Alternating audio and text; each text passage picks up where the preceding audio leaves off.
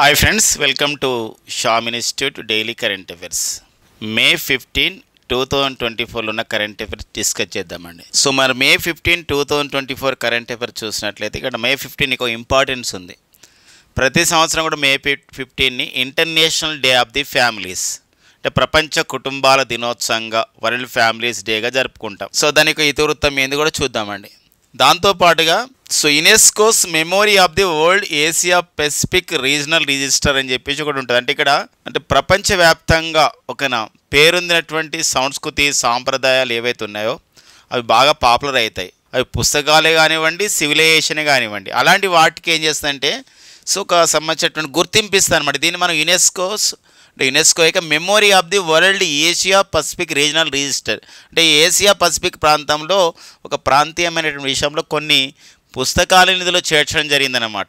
అవి ఏవో చూద్దాం. అవి భారత్కి చెందినటువంటి పుస్తకాలు. అండ్ బాంబీ బకెట్ ఆపరేషన్, ఇటీవల ఇండియన్ ఎయిర్ ఫోర్స్ వాళ్ళు భారతదేశంలో ఒక రాష్ట్రంలో ఒక ఫైర్స్ అంటే ఒక మంటలు వ్యాపించినప్పుడు, ఒక బుష్ ఫైర్స్ అట్లా వైల్డ్ ఫైర్స్ వచ్చినప్పుడు అంటే దాన్ని మనం ఒక సంబంధించినటువంటి ఒక కార్యక్రమం ద్వారా ఆ యొక్క మంటలను ఆర్పేశారు ఇండియన్ ఎయిర్ ఫోర్స్ వాళ్ళు. అది ఏ రాష్ట్రంలో జరిగింది, దానికి ఏమని పేరు పెట్టారంటే బాంబీ బకెట్ ఆపరేషన్. అది మనం డిస్కస్ చేద్దాం. సో జీన్ థెరపీ, మొట్టమొదటిగా ఒక చిన్న వయసులో ఉన్నటువంటి ఒక బాలిక పైన, వినికిడి లోపం ఉన్నటువంటి ఆ బాలిక పైన ఈ యొక్క AAV1 అనే ఒక వైరస్ని జొప్పించడం ద్వారా, ఒక జీన్ థెరపీ చేయడం ద్వారా, ఒక చికిత్స చేయడం ద్వారా బాలికకి ఏంటంటే ఆ వినికిడి లోపం తగ్గిపోయింది. అది ప్రపంచంలో ఫస్ట్ టైం. దానికి సంబంధించిన విషయం చూద్దామండి.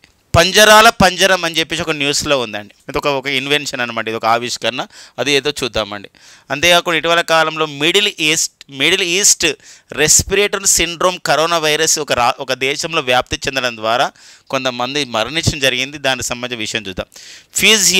ఫ్యూజియన్ అనే ఒక పేరుతో ప్రపంచంలో అతిపెద్ద విమాన వాహక నౌకని, ఇప్పుడు మన దగ్గర INS విక్రాంత్ లాంటిది ఉంది, అలా ఫ్యూజియన్ అనే పేరుతో ప్రపంచంలో అతిపెద్ద విమాన వాహక నౌకని నిర్మించుకోవడం జరిగింది. ప్రపంచంలో అతిపెద్ద విమాన వాహక నౌకల్లో ఒకటి అనమాట ఆ ఫ్యూజియన్. ఏ దేశం మనకు తెలుసు, పేరు చూస్తే ఫ్యూజియన్ అంటే అది చైనా వాళ్ళది. ఓకే, నెక్స్ట్ ఇప్పుడు మనం డీటెయిల్కి వెళ్ళిపోదామండి. సో ఇక్కడ మే 15, 2024 కరెంట్ అఫైర్స్లో UNESCO's memory of the world Asia Pacific regional registry అని చెప్పేసి అంటామండి. రిజిస్టర్ అంటే ఇక్కడ ఏంటంటే సౌరోదయ లోకనా అని చెప్పేసి ఒక పుస్తకం అనమాట. ఇది ఆచార్య ఆనందవర్ధన రాయడం జరిగింది ఈ పుస్తకాన్ని. ఎవరండి, ఆచార్య ఆనందవర్ధన. వీరు రాసిన పుస్తకం అనేది ఇలా యునెస్కో ఇలా గుర్తించింది అనమాట. ఇందులో ఉన్నటువంటి కంటెంట్ అలాంటిది. అండ్ పంచతంత్రం విష్ణు శర్మ. సో మరి ఎన్నో సంబంధించినటువంటి ఒక ఎథిక్స్తో, మోరల్ వాల్యూస్తో మరి నేర్చుకోవడానికి ఉన్నటువంటి ఎన్నో నీతి కథలతో ఉన్నదే మనకి పంచతంత్రం. సో మరి విష్ణు శర్మ రచించిన పంచతంత్రాన్ని కూడా అట్లా చేర్చడం జరిగిందనమాట. అండ్ గోస్వామి తులసీదాస్ రచించినటువంటి రామచరిత మానస్, ఇలా 3 పుస్తకాలు, 3 సంబంధించినటువంటి సాహిత్య సంబంధించినటువంటి అంశాలు ఏవైతే ఉన్నాయో ఇది UNESCO's memory of the world Asia Pacific regional రిజిస్టర్లోకి ఎంటర్ కావడం జరిగిందనమాట. సో వెరీ ఇంపార్టెంట్ అండి. ఇది మనకి రీసెంట్గా మనకి ఏంటంటే మంగోలియా దేశ రాజధాని. సో మంగోలియా దేశ రాజధాని అనేటువంటి ఉలెన్ బాటర్ అండి. మంగోలియా దేశ రాజధాని ఉలెన్ బాటర్లో జరిగినటువంటి 10th meeting of the memory of the world committee for Asia and Pacific అంటే ఈ ఆసియా పసిఫిక్ ప్రాంతంలో ప్రజల యొక్క సివిలైజేషన్లో భాగంగా ఏవైతే సాహిత్యం ఉందో, ఏదైతే పండుగ అంటూ ఉంటాయో వాటిని ఇలా జ్ఞాపకార్థంగా చేర్చారనమాట అలాంటి పుస్తకాలు. ఇది ఒక 10వ సమావేశం. ఈ 10వ సమావేశంలో యునెస్కో యొక్క ఈ ఏసియా పసిఫిక్ ఒక ప్రాంతీయ రిజిస్టర్ యొక్క సమావేశంలో ఉలెన్ బాటర్లో, మంగోలియా దేశ రాజధాని ఉలెన్ బాటర్లో జరిగినటువంటి ఈ సమావేశంలో ఈ నిర్ణయం తీసుకురావడం జరిగింది. ఇలా ఈ సహృదయ లోకన పంచతంత్ర రామచరిత మానస్ ఈ లింగ్విస్టిక్ వాల్యూమ్స్ని అలా ప్రకటించడంలో విశేషంగా కృషి చేసిన సంస్థ మన ఢిల్లీకి చెందినటువంటి the Indira Gandhi national centre for the arts సంస్థ వాళ్ళు ఎంతో విశేషంగా కృషి చేసి ఈ ఘనతను సాధించారని చెప్పేసి మనకు ప్రెస్ ఇన్ఫర్మేషన్ బ్యూరోలో ఇచ్చినటువంటి అంశం మాత్రం చెప్పడం జరిగింది. ఇది మన ఎక్స్పెక్టెడ్ అండి. రానటువంటి పోటీ పరీక్షల్లో ఖచ్చితంగా ఎక్స్పెక్ట్ చేయొచ్చు అనమాట. యునెస్కో ఇటీవల కాలంలో ప్రపంచవ్యాప్తంగా ఈ ఆసియా పసిఫిక్ ప్రాంతంలో ఈ జ్ఞాపకంగా మిగిలిపోయే సంబంధించినటువంటి అంశాల జాబితాలో భారత్కు చెందినటువంటి ఏ సాహిత్యాలని, ఏ పుస్తకాలని, ఎవరు రచించిన పుస్తకాలని అలా గుర్తించిన 3 పుస్తకాలు, 3 books. One is Sahridaya Lokana Panchatantra and Ramcharit Manas. ఎవరు రచించారు కూడా ఇంపార్టెంట్. రామచరిత మానస్ని Goswami Tulsidas and Panchatantra Vishnu Sharma and next వచ్చి సౌరోదయ లోకన సో ఎవరండి ఆచార్య సో మనకి ఆనందవర్ధన్ రచించడం జరిగింది. సో ఈ అబౌట్ యునెస్కో గురించి ఖచ్చితంగా డిస్కస్ చేసుకుంటున్నాం. మరి UNESCO United Nations Educational Scientific Cultural Organization. మరి యునెస్కో మన ఇది ఫ్రాన్స్ రాజధాని సో ప్యారిస్ కేంద్రంగా పనిచేస్తున్నటువంటి సంస్థ యునెస్కో. మరి యునెస్కోకి డైరెక్టర్ జనరల్గా పనిచేసిన వారు వచ్చేసి ఇక్కడ అడ్రీ అజౌల్ అండి. సో అడ్రీ అజౌల్ అనేవారు సో యునెస్కోకి ప్రజెంట్ డైరెక్టర్ జనరల్గా పనిచేస్తున్నారు. వీరు కూడా ఫ్రాన్స్ దేశానికి చెందినవారు అన్నమాట. మన భారత్లో యునెస్కో చేత గుర్తించబడ్డ మరి ప్రపంచ వారసత్వ ప్రాంతాల సంఖ్య ఇప్పుడు 42కు చేరిన విషయం మనందరికీ తెలుసండి. అండ్ యునెస్కో చేత ప్రపంచ వారసత్వ ప్రాంతాలు 42 అయితే సో మరి ప్రపంచ వారసత్వ ప్రాంతం మన భారత్లో గుర్తించిన world heritage sites in India అండి ఎన్ని 42 అండ్ 15 మన భారతదేశంలో యునెస్కో ఎలా గుర్తించింది అంటే ఇక్కడ ఒక ఇంటాంజబుల్ కల్చరల్ ఫెస్టివల్గా గుర్తించడం జరిగింది. ఇంటాంజబుల్ కల్చరల్ హెరిటేజ్గా అంటే యునెస్కో వరల్డ్ ఇంటాంజబుల్ కల్చరల్ హెరిటేజ్గా ప్రకటించ జరిగింది. మానవాళి వర్ణనాతీత సాంస్కృతిక వారసత్వాలుగా 15 ప్రకటించారు. 15వది గార్బా. అండ్ నెక్స్ట్ వచ్చేసి ఇప్పుడు అంటే పరువేట ఉత్సవం త్వరలో ప్రకటించబోతున్నారు. నంద్యాలలో అహోబిల మఠం ప్రాంతంలో జరిగే ఉత్సవం. అండ్ నెక్స్ట్ వచ్చి అది ప్రకటిస్తే 16 అవుతుంది. And UNESCO creative cities network జాబితాలో భారత్ నుండి చివరిసారిగా చేరింది గ్వాలియర్ అండ్ కోజికోడ్. సో వాటితో కలుపుకొని 8 ఉన్నాయన్నమాట. అలా నేపథ్యాన్ని కూడా మనం గుర్తుపెట్టుకోవాల్సిన అవసరం ఉంటుందండి. ఇప్పుడు మనకు సో యునెస్కో యొక్క memory of the world Asia Pacific regional register జాబితాలో రిజిస్టర్లోనికి చేరినటువంటి మన భారత సాహిత్యాలు ఏవి అంటే సాహిత్య పుస్తకాలు ఏంటంటే ఇది సో 3 అనమాట. ఓకేనండి. వెరీ వెరీ ఇంపార్టెంట్గా మనం సో డ్యామ్ షూర్ దీన్ని ఎక్స్పెక్ట్ చేయడానికి ఉంటుందండి రానున్నటువంటి పోటీ పరీక్షల్లో. సో ఫ్రెండ్స్ ఓకేనా. నెక్స్ట్ చూద్దామండి. బాంబీ బకెట్ ఆపరేషన్ అండి ఉత్తరాఖండ్ రాష్ట్రంలో to combat the forest fires. అంటే ఇక్కడ ఏంటంటే సో ఈ యొక్క ఏదైతే అడవుల్లో ఒక సంబంధించినటువంటి మంటలు చెలరేగి చాలా ఎకరాలు చాలా హెక్టార్స్ అంతా కూడా ఏమవుతుందంటే ల్యాండ్ అంతా కూడా మొత్తం కాలిపోతున్నారు. అలాంటప్పుడు ఏం చేస్తారు చూసారు ఇక్కడ మన ఇమేజ్లో చూడొచ్చు. ఒక సంవత్సరం హెలికాప్టర్ ఇలా ఉంటుంది. ఉన్న నేపథ్యంలో ఒక బకెట్ ఉంటుంది. ఆ వాటర్తో ఇలా మొత్తం కూడా ఏం చేస్తారంటే ఆ యొక్క ఫైర్ని ఏం చేస్తారంటే వాటిపైన ఒక నీళ్లు చల్లుతారు. అట్లా ఆ సంబంధించినటువంటి ఒక హెలికాప్టర్ సాయంతో దీన్ని మనం బాంబీ బకెట్ ఆపరేషన్ అంటాం. మనకి ఇంపార్టెంట్ ఏంటంటే బాంబీ బకెట్ ఆపరేషన్ పేరు ఇంపార్టెంట్. ఎక్కడ చేశారంటే ఉత్తరాఖండ్లో చేశారు. ఎందుకు చేశారంటే అడవుల్లో ఉన్నటువంటి మంట చెలరేగినాయి దాన్ని ఆపడానికి. ఏ యుద్ధ హెలికాప్టర్తో చేశారంటే MI-17V5 హెలికాప్టర్ అండి. ఇది మన రష్యా నుండి దిగుమతి చేసుకుంటాం. ఇది MI-17V5 హెలికాప్టర్ ద్వారా చేయడం జరిగింది. ఎవరు చేశారంటే మన ఇండియన్ ఎయిర్ ఫోర్స్ వాళ్ళు చేయడం జరిగింది. సో మనకి ఇండియన్ ఎయిర్ ఫోర్స్ వాళ్ళండి ఈ IAF భారత వైమానిక దళం ప్రతి సంవత్సరం కూడా మనకు అక్టోబర్ 8 మనకి భారత వైమానిక దళ దినోత్సవం జరుపుకుంటాం. నేషనల్ ఎయిర్ ఫోర్స్ డే జాతీయ వైమానిక దళ దినోత్సవం అండి. జాతీయ వైమానిక దళ దినోత్సవాన్ని ఎప్పుడు జరుపుకుంటామని చెప్పేసి అంటామండి. జాతీయ వైమానిక దళ దినోత్సవాన్ని ప్రతి సంవత్సరం కూడా సో అక్టోబర్ 8న మనం జరుపుకుంటాం. మరొక విషయం ఈ సందర్భంగా గుర్తుపెట్టుకోవాలి. సో మరి ప్రజెంట్ మన భారత ప్రధాన వైమానిక అధికారి ఎవరు పనిచేస్తున్నారంటే so air chief marshal Vivek Ram Chaudhary అండి. సో వివేక్ రామ్ చౌదరి అనేవారు ప్రజెంట్ మనకి పనిచేస్తున్నటువంటి నేపథ్యం అనమాట. Vivek Ram Chaudhary chief of the ఒక ఎయిర్ ఫోర్స్ స్టాఫ్గా పనిచేస్తున్నాడు. ఓకేనండి. ఇక ఉత్తరాఖండ్ రాష్ట్రం మన న్యూస్లో ఉంది ఫ్రెండ్స్. ఇక్కడ ఇటీవల కాలంలో ఉత్తరాఖండ్లో కూడా కొన్ని ప్రాంతాలలో ఈ తాగినీటి కొరత ఎక్కువగా ఉన్న నేపథ్యంలో కార్ల washing of the cars are banned అనమాట. కార్ల వాషింగ్ పైన నిషేధం విధించడం, మన నీటితో కార్ల వాషింగ్ చేయకూడదని చెప్పేసి నిషేధం విధించడం జరిగింది. కార్ల వాషింగ్ పైన కార్ల శుభ్రత పైన అంటే నీటితో కార్ల వాషింగ్ చేయకూడదని ఇటీవల కాలంలో నిషేధం విధించినటువంటి రాష్ట్రం ఏదంటే అది ఉత్తరాఖండ్ రాష్ట్రం. మరొకటి ఏంటంటే యూనిఫామ్ సివిల్ కోడ్ అండి. ఉమ్మడి పౌర స్మృతిని భారత రాజ్యాంగంలో 44 ఆర్టికల్ ఏది ఉందో సో అది మనకి ఉమ్మడి పౌర స్మృతి గురించి అంటే irrespective of the reason caste అందరూ కూడా వారసత్వ విషయంలో కానివ్వండి, వివాహాల విషయాలు కానివ్వండి, విడాకుల విషయంలో కానివ్వండి, ఇలాంటి వాటిలో అందరికీ సమానమైనటువంటి ఒక చట్టం ఉంటుంది. అదే మనకి యూనిఫామ్ సివిల్ కోడ్ అనమాట. ఆ యూనిఫామ్ సివిల్ కోడ్ని మనకి అమల్లోకి తెచ్చినటువంటి రాష్ట్రంగా ఉత్తరాఖండ్ రాష్ట్రం ఇటీవల న్యూస్లో ఉండడం జరిగింది అనమాట. ఓకేనండి. నెక్స్ట్ కరెంట్ ఎవరు చూద్దామండి. సో ఉత్తరాఖండ్ ముఖ్యమంత్రి వచ్చేసి పుష్కర్ సింగ్ ధామీ అనేవారు ఉత్తరాఖండ్ ముఖ్యమంత్రి అండి. ఏఈవే ఏఏవి1 అండి. ఏఏవి1 అనేది వైరస్ అనమాట. ఇది ఒక వైరస్. ఈ వైరస్ ద్వారా ఒక జీన్ థెరపీ చేశాడు, జన్యు చికిత్స అనమాట. ఈ మధ్యలో మనకి సో ఇప్పుడు స్టెమ్ సెల్ చికిత్స అంటే ఒక రకంగా ఉంటుంది. ఇది ఒక జీన్ థెరపీ చేశారు. ఏంది జీన్ థెరపీ అంటే ఇక్కడ సో ఏఈవి1 అనే ఒక వైరస్ని ఏం చేసినంటే, అంటే ఒక బాలిక ఉంది, ఒక అమ్మాయి. సో ఆమె బ్రిటన్ బాలిక. సో ఈ బ్రిటన్ బాలిక పేరు ఓపల్ షాండి అండి. మనం ఇక్కడ చూడొచ్చు. ఈ వీరు వీరికి వినికిడి లోపం ఉంది. ఈ వినికిడి శక్తి పునరుద్ధరించడానికి, సో వినికిడి శక్తిని పునరుద్ధరించడానికి సో ఇక్కడ ఏం చేశారంటే జీన్ థెరపీ చేశారు. ప్రపంచంలో ఫస్ట్ టైం. అది చెవులోపడో కాంక్లియా అనే ఒక ప్రాంతం ఉంటుంది. ఈ కాంక్లియా ప్రాంతంలో దాన్ని యొక్క ఏఏవి వైరస్ని జొప్పించారు. ఆ వైరస్ లోపలికి వెళ్ళి జన్యు పదార్థాన్ని తయారు చేసుకుంటుంది, తర్వాత నిష్క్రమిస్తుంది అనమాట. అలాంటి జన్యు పదార్థం ఏమవుతుందంటే ఆ యొక్క వినికిడి లోపం ఏదైతే ఉందో అది వినికిడి శక్తి మళ్ళీ ఒక రీఇంట్రడ్యూస్ చేయడానికి, పునరుద్ధరణకి ఉపయోగపడుతుంది. అలాంటి నేపథ్యంలో ఇది ఒక సక్సెస్ఫుల్ కావడం జరిగిందనమాట. అంటే మనకు గుర్తుపెట్టుకోండి, అంటే ఏదైతే ఏఏవి1 వైరస్ ఉందనుకోండి, అది జొప్పించడం జరిగింది లోపలికి.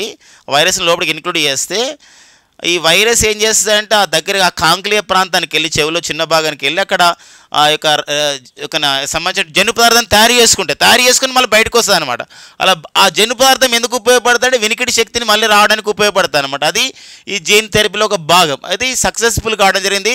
ఇది లండన్లో కేంబ్రిడ్జ్లో ఉన్నటువంటి అడ్డెన్ బ్రూక్స్ హాస్పిటల్లో ఈ ఘనత సాధించడం జరిగింది. హాస్పిటల్ పేరు, ఆ సంబంధించిన చికిత్స వెరీ వెరీ ఇంపార్టెంట్గా ఉంటుందండి. ఓకేనా, నెక్స్ట్ చూద్దామండి కరెంట్ అఫైర్. పంజరాల పంజరం అని చెప్పేసి అంటామండి. అంటే ఏంది అంటే పంజరాల పంజరం ఏంటంటే ఇక్కడ ఇది పంజరాల పంజరం. ఇప్పుడు ఏంటంటే ఇక్కడ ఇది ఒక సంబంధించినటువంటి ఒక ఇన్నోవేషన్ అని చెప్పొచ్చు. ఇది ఒక రకమైన ఇన్వెన్షన్ అని చెప్పొచ్చు, ఒక ఆవిష్కరణ. ఏంటి ఆవిష్కరణ అంటే ఇది అంటే ఇక్కడ సంబంధించినటువంటిది ఇక్కడ పెట్టి సంబంధించినటువంటి ఇది ఒక కెమికల్ లాంటిది. ఇది అక్కడ పెట్టేస్తారు. ఏం చేస్తారంటే వాతావరణంలో అన్ని గ్రీన్ హౌస్ గ్యాసెస్ అంటాం. అంటే carbon dioxide, methane, chlorofluoro carbons, ఇవన్నీ మనకి గ్రీన్ హౌస్ గ్యాసెస్. అవన్నీ పీల్చుకుంటుంది ఇది. తద్వారా ఏమవుతుందంటే కాలుష్యం తగ్గిస్తారు. ఇదనమాట. ఇప్పుడు మనం లాస్ట్ May 14 కరెంట్ అఫైర్స్ కూడా చెప్పుకున్నాం. మామూత్, ఐస్లాండ్ దేశంలో మామూత్ అనే ఏర్పాటు చేశారు.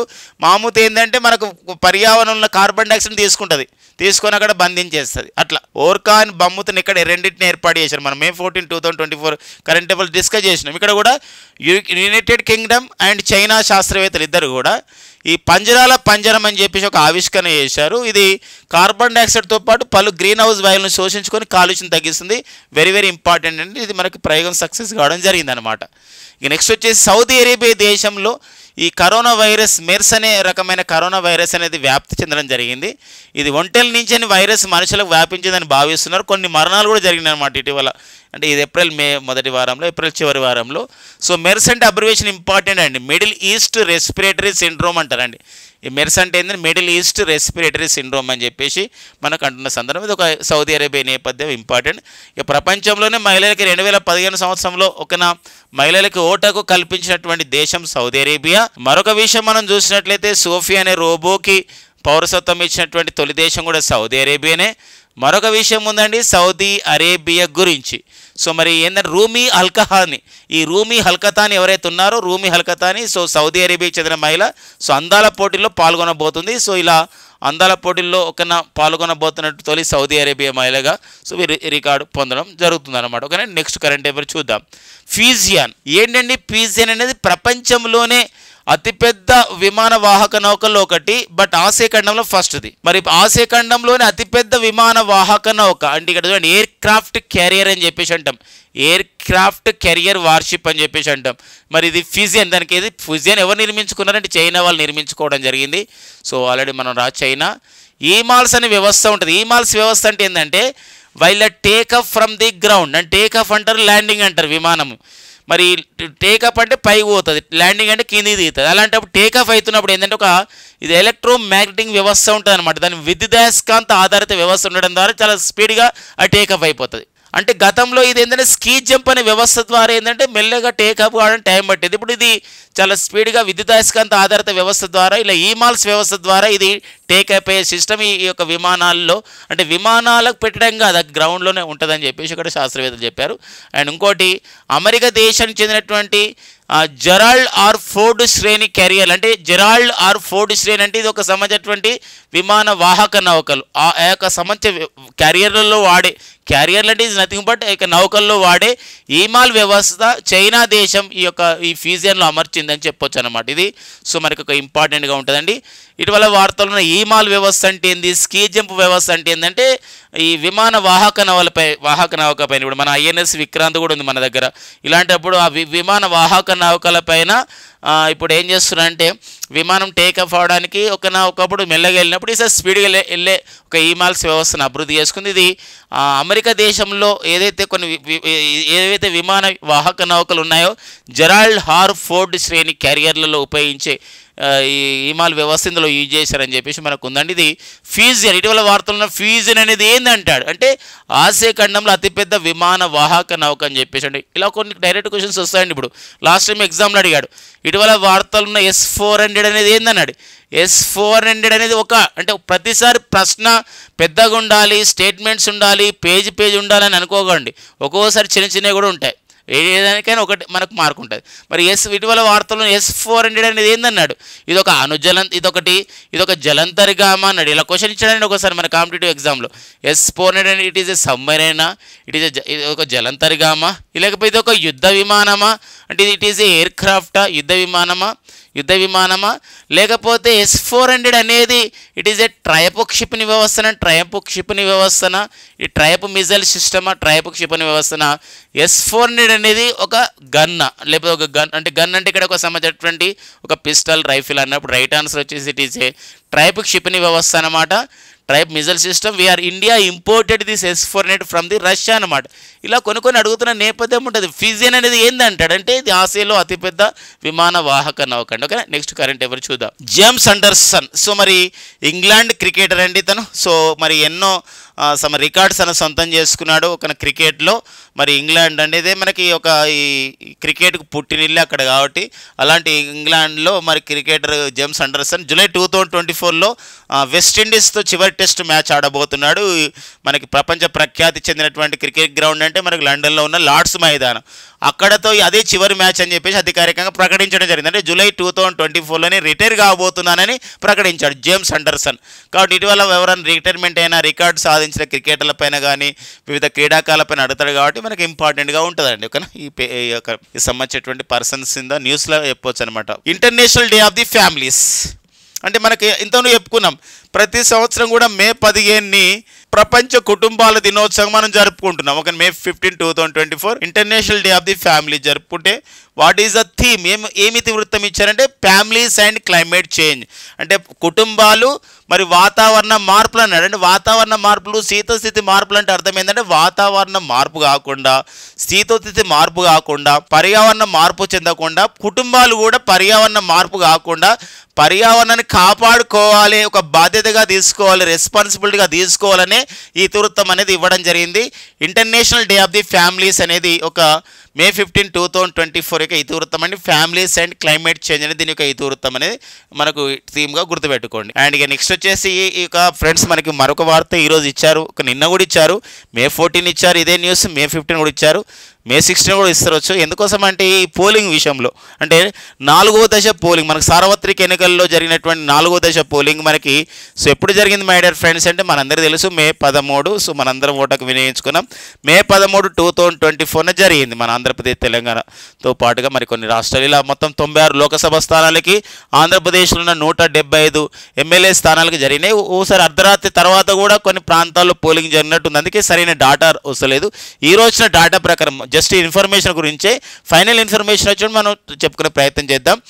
తెలంగాణలో అయితే తెలంగాణలో మొత్తం 17 లోకసభ స్థానాలకు ఎన్నికలు జరిగితే తెలంగాణలో సో 17 లోకసభ ఎన్నికల స్థానాలు జరిగితే 17 లోకసభ కాదండి 17 లోకసభ స్థానాలు. సో 17 లోకసభ స్థానాలకు ఎన్నికలు జరిగితే ఒక తెలంగాణలో మొత్తం కూడా 65.67% ఓటింగ్ జరిగిందండి. గతంలో 2019లో అయితే 62.72% జరిగింది. అంటే గతంతో పోలిస్తే ఏమైతుందంటే 2019తో పోలిస్తే 2024లో 2.95% ఎక్కువ జరిగిందని చెప్పేసి మనకి ప్రెస్ ఇన్ఫర్మేషన్ బ్యూరోలో ఇచ్చిన సమాచారం అండి. అండ్ ఇక 4వ దశ పోలింగ్లో మనం చూస్తే మొత్తం 17 లోకసభ స్థానాలు, తెలంగాణలోని మొత్తం 17 లోకసభ స్థానాల్లో భువనగిరి అత్యధికంగా 76.78% అండి, 76.78% జరిగిందండి అత్యధికంగా. హైదరాబాద్ అతి తక్కువ. చూడండి, ఇది ప్రతిసారి మనకి సో హైదరాబాద్ తక్కువ జరుగుతుంది, ఈసారి గతంతో పోలిస్తే మాత్రం కొంచెం ఎక్కువ జరిగింది. సో గుర్తుపెట్టుకోవడానికి కూడా ఈజీ. 48.48% జరిగిందండి హైదరాబాద్. సో మనం ఎప్పుడు మనం మర్చిపోలేము అది 48. అండ్ ఆంధ్రప్రదేశ్లో, సో ఇక్కడ ఈ ఆంధ్రప్రదేశ్లో ఇచ్చిన డాటా ఏంటంటే మొత్తం కూడా పోస్టల్ బ్యాలెట్తో కల్పించారు, కొన్ని పోస్టల్ బ్యాలెట్ లేక ఇచ్చారు. పోస్టల్ బ్యాలెట్తో ఉంటే మొత్తం అంతా కలుపుకుంటే 82.37% ఇచ్చారు. గతంలో 2019లో ఆంధ్రప్రదేశ్లో అంటే ఎమ్మెల్యే స్థానాలకి లోకసభ స్థానాలు మొత్తం జరిగినటువంటి ఓటింగ్లో 2019లో అయితే 79.80% అయితే ఈసారి 82.37% అంటే అయింది ఆంధ్రప్రదేశ్లో ఓటింగ్ అనేది శాతం. అంటే గతంతో పోలిస్తే 2.57% అనేది పెరిగిందని ఇచ్చారు. ఇంకా ముఖేష్ కుమార్ మీనా గారు, ఆంధ్రప్రదేశ్ రాష్ట్ర ఎన్నికల అధికారి, త్వరలో ఇంకా అధికారికంగా దీన్ని ప్రకటించాల్సిన అవసరం ఉంటుంది, అంటే త్వరలో ప్రకటించబోతుంది. ఆ డాటా తీసుకుని కూడా చెప్పుకునే ప్రయత్నం చేద్దాం. ఇలాంటి విషయం కన్ఫ్యూజ్ కాకూడదు. దీనిపైన మనకు ఒక డాటాను పూర్తిగా మనం చేసుకునే ప్రయత్నం చేద్దాం, అధికారికమైనటువంటి సమాచారం తీసుకుని. ఇదైతే మన న్యూస్ పేపర్లో ఇచ్చేటువంటి సమాచారం అండి.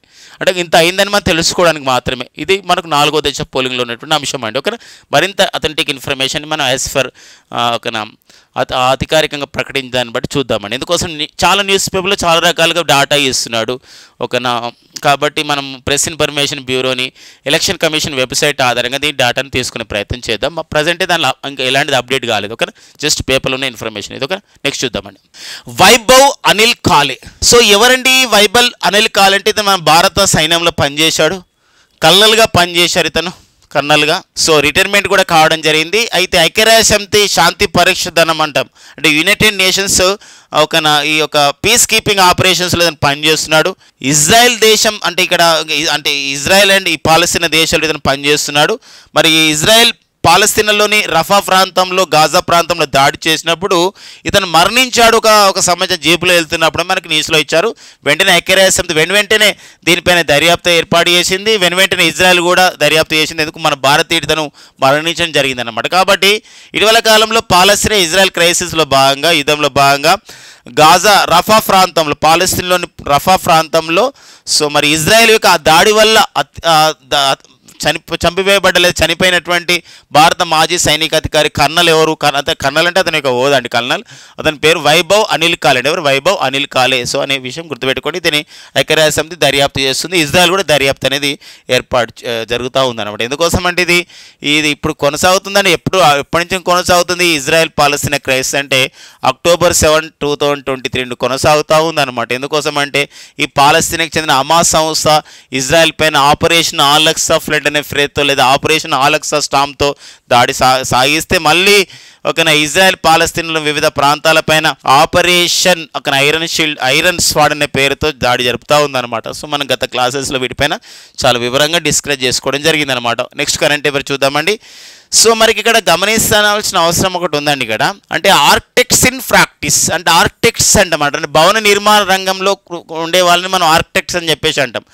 వాళ్ళు చేసే వృత్తి ఆర్కిటెక్చర్. మరి ఇక్కడ మన ప్రపంచంలో ఆర్కిటెక్చర్లో ఇచ్చే అత్యున్నతమైన బహుమతి నోబెల్ అవార్డ్ ఇన్ ఆర్కిటెక్చర్ అంటే మనకి ప్రిట్జ్కర్ అవార్డ్ అండి. ప్రిట్జ్కర్ అవార్డు మనకి 2018 మన బాలకృష్ణ విఠల్ దాస్ దోషి కూడా రావడం జరిగింది. సో మరి అలాంటి నేపథ్యంలో ఈ royal institute of the British architects వాళ్ళు ఒక సంవత్సరం ఒక నివేదిక విడుదల చేయడం జరిగింది. ప్రపంచంలో మహిళల్లో ఆర్కిటెక్ట్స్ ఎవరున్నారని చెప్పేసి ఒక నివేదిక తీస్తే, ఒక టాప్ 100 నివేదిక తీస్తే మన భారతదేశానికి చెందిన 2 మహిళలకి ఇందులో చోటు లభించినారు. ఒకటి హైదరాబాద్ చెందిన తక్బీర్ ఫతీమా అండ్ పూణేకి చెందినటువంటి అనుపమ కొండకి ఈ యొక్క గుర్తింపు అనేది లభించడం జరిగింది. వెరీ ఇంపార్టెంట్ అండి. అంటే top 100 women in architects in practice అంటే 100 మంది మహిళలు ఆర్కిటెక్ట్స్ ఇన్ ప్రాక్టీస్ జాబితాలో royal institute of the British architects వాళ్ళు విడుదల చేసిన జాబితాలో చోటు సంపాదించిన 2 భారతీయ మహిళలు ఎవరంటే very very important, Takbir Fatima and Anupama Kundu అండి. ఓకేనా, నెక్స్ట్ పాయింట్ చూద్దాం. Liberation of the Tamil tiger Eelam అండి. సో 1970s నుండి కూడా ఒక ఉగ్రవాద సంస్థగా ఉంటూ తమిళ యొక్క ప్రత్యేకమైనటువంటి రాజ్యం గురించి, దేశం గురించి పోరాటం చేస్తూ సో మన భారతదేశం తమిళనాడు తమిళ ప్రజల చేత కూడా సపోర్ట్ చేయబడుతున్న సంస్థలో ఒకటి ఎల్టీటీ సంస్థ. మరి liberation of the Tamil tiger Eelam. మరి 1991లో తమిళనాడులో పెరంబదూరులో మన మాజీ ప్రధాని అయినటువంటి చిన్న వయసులో మన భారత ప్రధాని అయినటువంటి రాజీవ్ గాంధీని మానవ బాంబుచే హత్య చేసినటువంటి సంస్థ వచ్చేసి ఎల్టీటీ సంస్థ. అప్పటి నుండి 1991 నుండి ఎల్టీటీ పైన మన ఉగ్రవాద సంస్థగా మనం ప్రకటించి దానిపై నిషేధం విధిస్తున్నాం. ఇలా ప్రతి 5 సంవత్సరాలకు ఒకసారి ఏం చేస్తున్నాం, నిషేధం విధిస్తున్నాం. ఇప్పుడు మరో 5 సంవత్సరాల పాటు ఎల్టీటీపై నిషేధం విధించడం జరిగింది. కాబట్టి ఇటీవల కాలంలో భారతదేశం ఈ ఎల్టీటీపై నిషేధం విధించింది. ఏ దేశంలో ఉన్నటువంటి సంస్థగా ఉగ్రవాద సంస్థ ఉంది అని చెప్పేసి అంటే ఇది శ్రీలంకకు దేశ సంస్థ. మరి ఉగ్రవాద సంస్థ శ్రీలంకలో ఉన్నటువంటి ఎల్టీటీ సంస్థ ఈ వ్యవస్థాపకుడు ప్రభాకరన్. సో ప్రభాకరన్ అనే వ్యక్తి కూడా అతను కూడా చంపివేయబడ్డాడు. అయినప్పుడు కూడా ఉగ్రవాద కార్యకలాపాలు ఉండకూడదు అని చెప్పేసి విషయంతో ఈ యొక్క మన భారతదేశం ఈ యొక్క ఉగ్రవాద సంస్థగా ప్రకటించి దీనిపై నిషేధం విధించడం జరిగిందనమాట. కాబట్టి అది మనకు వార్తలు ఉన్న సంస్థగా చూసుకోవాలండి. ఇక నెక్స్ట్ వచ్చేసి మనకి ఓకేనా ఆంధ్రప్రదేశ్ రాష్ట్రం మనకి ఇక్కడ ఆంధ్రప్రదేశ్ రాష్ట్రం అండి. గతంలో ఆంధ్రప్రదేశ్ రాష్ట్రం అంటే ఇక్కడ మనం సన్షైన్ స్టేట్గా కూడా పిలిచేవారు అనమాట. సన్షైన్ స్టేట్గా పిలిచాము. ఇప్పుడు మనకి ఇక్కడ షైన్ కాబోతుంది అని చెప్పి చెప్తున్నాం. ఇంకొక విషయం అంటే ఇక్కడ బంగారు గనులు అనేది వస్తున్నాయి. బంగారు గనులను గుర్తించారు ఇటీవల కాలంలో. మరికొన్ని ప్రాంతాల్లో కూడా బంగారు గనులని విధంగా అన్వేషణ ప్రారంభించిన సందర్భం ఉంది. ఇలాంటి నేపథ్యంలో కర్నూలు జిల్లా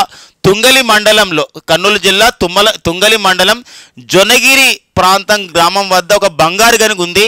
ఇది మనకి ఎన్ఎండిసి వాళ్ళు గుర్తించారు. అయితే ఇది యాక్షన్ ద్వారా అంటే పోటీ ద్వారా వేరే ప్రైవేట్ సంస్థకు అప్పచెప్పడం జరిగింది, అంటే హ్యాండ్ ఓవర్ చేయడం జరిగింది, అంటే వాళ్ళు తీస్తారనమాట. సో ప్రైవేట్ రంగంలో తొలి బంగారం గని అనమాట. మన దేశంలోనే ప్రైవేట్ రంగంలో తొలి బంగారు గని. మరి ఇది జమై స్టోర్ సర్వీసెస్ ఇండియా లిమిటెడ్ యొక్క ఏదైతే సంస్థ ఉందో మరి దక్కన్ గోల్డ్ మైన్స్ లిమిటెడ్ అండి. దక్కన్ గోల్డ్ మైన్స్ లిమిటెడ్కి సంబంధించినటువంటి అనుబంధ సంస్థ అయినటువంటి జమైసోర్ సర్వీసెస్ ఇండియా లిమిటెడ్ వాళ్ళు దీన్ని ఈ బంగారు గని తవ్వకాలు ప్రారంభించడం జరుగుతుంది. అంతేకాకుండా ఆంధ్రప్రదేశ్ రాష్ట్రంలో చిత్తూరు, అనంతపురంలో కూడా బంగారు గనుల గుర్తింపు జరగబోతుంది. అక్కడ కూడా మేము ప్రైవేటు వాళ్ళకి అప్పచెప్తాం దొరికిన తర్వాత ఎన్ఎండిసి ప్రకటించిన నేపథ్యం ఉంది. అంతేకాకుండా మరొక విషయం ఇటీవల కాలంలో ఎన్ఎండిసి వాళ్ళు మొజాంబిక్ దేశంలో ఆఫ్రికా ఖండంలో మొజాంబిక్ దేశంలో కూడా లిథియం సంబంధించినటువంటి గనులు కొనుగోలు చేయడం జరిగింది. కొన్ని ప్రైవేట్ సంస్థలు భాగస్వామ్యం తీసుకోవడం జరిగింది. అంతేకాకుండా రాజస్థాన్లోని Kankriyagara gold block and Bukiya and Jagpur gold బ్లాక్లను కూడా వేలం వేస్తున్నట్లు ఎన్ఎండిసి ప్రకటించడం జరిగింది. Very very important. ఒకప్పుడు రాజస్థాన్ అంటే మనకి కేత్రి అనే ప్రాంతం ఉంటుంది. కేత్రి అనే ప్రాంతం అనేది రాగి గనులకు ఫేమస్ మాత్రమే చెప్పుకునే వాళ్ళం. ఇప్పుడు మారిపోయినాయండి. ఇప్పుడు చూడండి, రాజస్థాన్లోని కాక్రియాగారా గోల్డ్ బ్లాక్ అండి.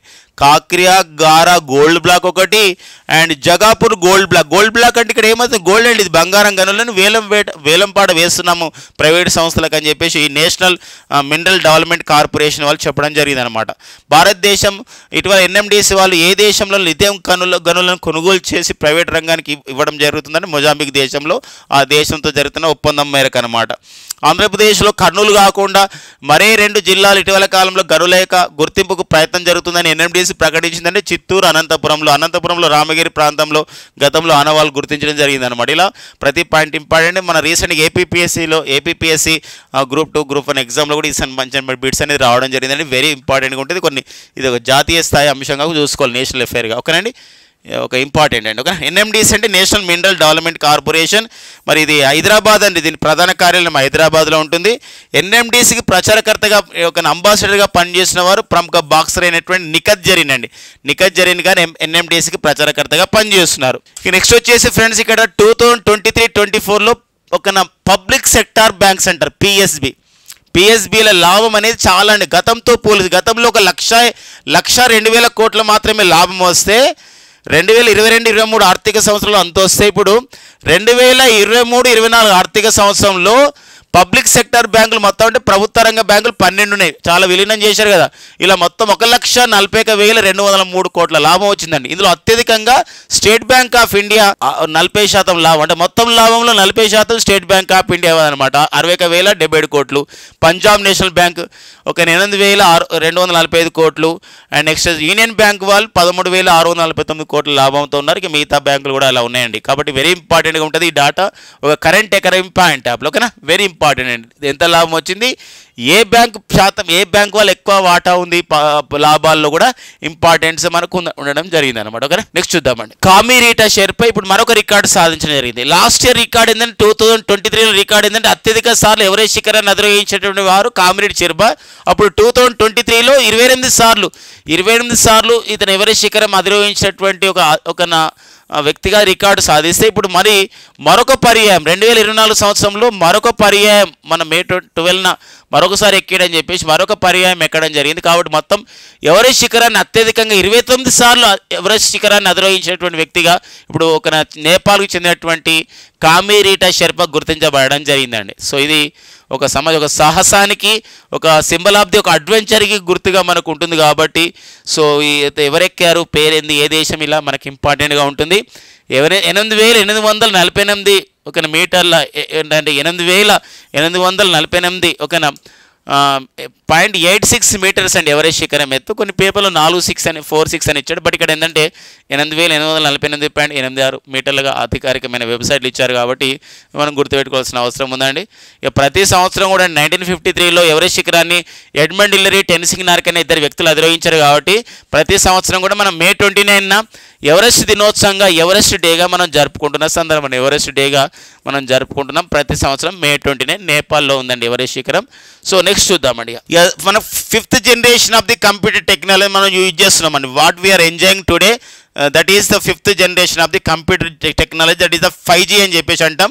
2022 అక్టోబర్ 1న మన భారతదేశంలో 5G సాంకేతికతను 2022 అక్టోబర్ 1 నుండి మన దేశంలో 5G సాంకేతికత తీసుకొచ్చారు. అయితే ఇప్పుడు 6G సాంకేతికత రాబోతుందండి. ఇప్పుడు దక్షిణ కొరియా దేశం వాళ్ళైతే ఇంట్రడ్యూస్ చేసినారు కొన్ని ప్రాంతంలో, ఇంకా ప్రయోగ దేశంలో మాత్రమే ఉంటుంది, శ్రీలంక, ఇలా కొన్ని దేశాలు. ఇలాంటి నేపథ్యంలో ఫస్ట్ టైం అనమాట ప్రపంచంలో ఈ అంటే 5G కానీ 6G కానీ ఇవన్నీ ఏంటంటే కనెక్టివిటీ అనమాట, ఇంటర్నెట్ కనెక్టివిటీతో పోలుస్తారు, వేగంతో పోలుస్తారు అనమాట. అంటే ఇంటర్నెట్ ఎంత వేగంతో వస్తుంది. అలాంటప్పుడు జపాన్ దేశం ఏం చేసిందంటే ప్రపంచంలో తొలిసారిగా ఒక 6G పరికరం అభివృద్ధి చేసిందండి.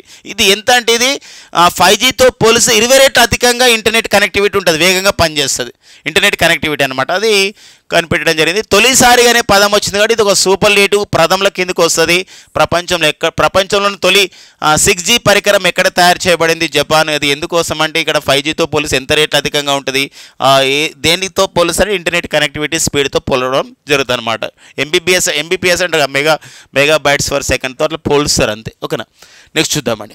సారే జహాసే అచ్చా హిందుస్థాన్ అమారా అని చెప్పేసి ఒక అద్భుతమైనటువంటి ఒక పాట అండి. అది మనకి ఎందుకోసం అంటే ప్రపంచంలో మన భారతదేశం యొక్క గొప్పతనం గురించి చెప్పిన పాట. ఇప్పుడు కూడా మనకు ఒక అది ఎంతో ఫేమస్. మరి అది కన్నా మహమ్మద్ ఇక్బాల్. సో మహమ్మద్ ఇక్బాల్ ఈ పాటను రచించడం జరిగింది. సో మరి ఈ పాటని ఇప్పుడు ఒక అమెరికాలో వైట్ హౌస్లో వాషింగ్టన్లో ఉన్నటువంటి అమెరికా అధ్యక్షుడి యొక్క కార్యాలయంలో, అధ్యక్షుడి యొక్క నివాస భవనంలో సో ఒక కార్యక్రమంలో దీన్ని పాడడం జరిగింది. సో సారే జహాసే అచ్చా అని చెప్పి మన వైట్ హౌస్ అండి అమెరికాలో. So Asian American native Hawaiian and Pacific island heritage month అంటే ఈ అమెరికాలో ఈ నెలని అంటే ఈ యొక్క మే నెలని ఎలా జరుపుకుంటామంటే ఒక ఆసియన్ అమెరికన్స్ నేటివ్ అంటే ఆసియా ఖండంలో పుట్టి అమెరికాలో ఉన్నటువంటి ఎవరైతే నేటివ్ ఉన్నారో, లోకల్స్ ఉన్నారో, హవాయన్ అండ్ పసిఫిక్ ఐలాండ్స్ వాళ్ళ యొక్క వారసత్వ నెలగా జరుపుకుంటారు అనమాట. ఈ సందర్భంగా వైట్ హౌస్లో జరిగిన ఒక కార్యక్రమంలో మెరైన్ బ్యాండ్ అని చెప్పేసి అంటామంటే అది సంగీత బృందం అన్నమాట. మెరైన్ బ్యాండ్ ఈ వైట్ హౌస్లో సారే జహాసే అచ్చా అని పాడడం జరిగింది అనమాట. వెరీ ఇంపార్టెంట్ అండి. మనం అందరికీ తెలుసు, మన ప్రధానంగా అన్ని పత్రికల్లో వచ్చింది సారే జహాసే అచ్చా హిందుస్థాన్ అమరా. ఈ పాటను వాడారని తెలుసు, కానీ ఏ బ్యాండ్ వాడిరు అంటే ఏ బృందం, ఏ సంగీత బృందం ఈ పాట వాడింది అంటారు. అది మెరైన్ బ్యాండ్. మనం పెట్టం ఇది మెరైన్ అంటే సముద్ర వాతావరణం ఉంటుంది మెరైన్ అంటే, కాబట్టి సముద్రంలో ఎందుకని వాడిది అనుకోవద్దు. ఇది ఏంటంటే వైట్ హౌస్లో అమెరికా అధ్యక్ష భవనంలో పాడడం జరిగింది. మెరైన్ బ్యాండ్ అండి. ఈ కీ పాయింట్ గుర్తుపెట్టుకోండి. ఓకేనా, నెక్స్ట్ చూద్దామండి. సో ఫ్రెండ్స్, ఇవ్వండి మనకి మే 15, 2024లో ఉన్న ముఖ్యమైన ఎగ్జామ్ ఓరియంటెడ్ కరెంట్ అఫైర్స్ అండి. Thank you friends and all the best.